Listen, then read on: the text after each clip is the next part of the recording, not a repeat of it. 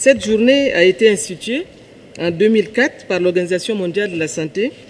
afin de mettre en exergue l'importance du don de sang dans la vie humaine, mais aussi de vulgariser la culture de ce geste humanitaire simple, mais combien indispensable pour sauver des vies. Cette allocution a été également faite ce matin par Monsieur le représentant de l'Organisation mondiale de la santé ainsi que le directeur du Centre national de transfusion sanguine. Et c'est dans ce cadre qu'il a été retenu pour cette 19e édition le thème « Donner son sang », un acte de solidarité, rejoindre le mouvement et sauver des vies. Et ce thème, durant les 2 semaines, nous les avons écoutés tous les jours.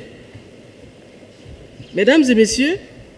ce thème qui a servi de slogan mobilisateur aux différentes activités organisées durant 2 semaines en N'Djamena par le Centre national de transfusion sanguine a permis de mettre l'accent sur le besoin pressant en sang et ses dérivés de qualité, mais aussi et surtout de mettre en relief le rôle que joue le don de sang bénévole en permettant de sauver des vies en renforçant la solidarité entre les communautés. Les manifestations organisées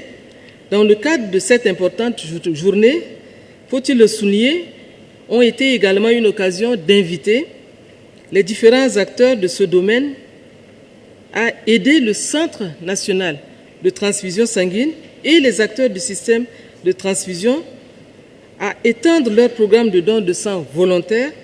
par le renforcement des campagnes de sensibilisation à destination de toutes les couches socio-professionnelles de notre pays, comme nous l'a rappelé ce matin l'équipe théâtrale qui était là, disent que qu'on soit mécanicien, qu'on soit ministre, qu'on soit directeur, nous devons donner notre sang pour sauver des vies. En effet, le don volontaire de sang qui, dans un passé récent, était un geste simple et naturel dans notre pays,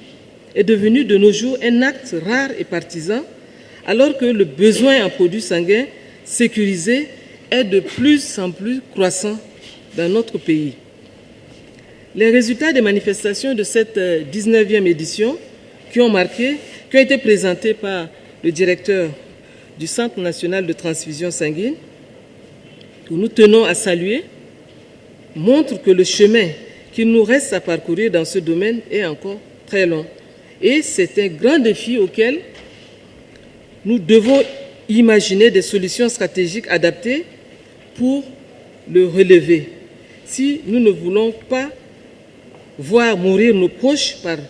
par manque de disponibilité de sang. Donc, l'engagement personnel de chacun et de tous y est donc indispensable, car l'importance de la transfusion sanguine n'est point à démontrer,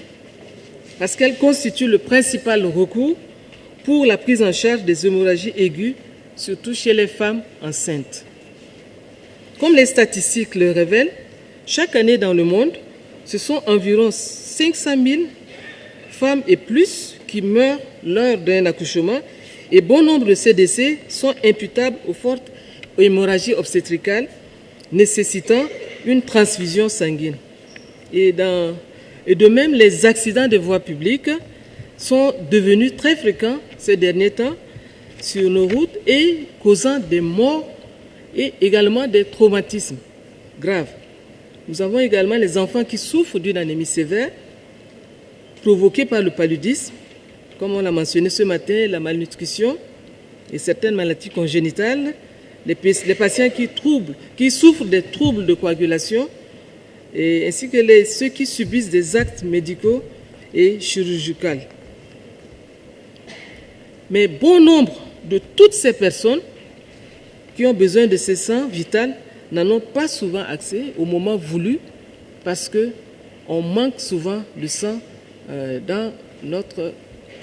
Centre national de transfusion sanguine.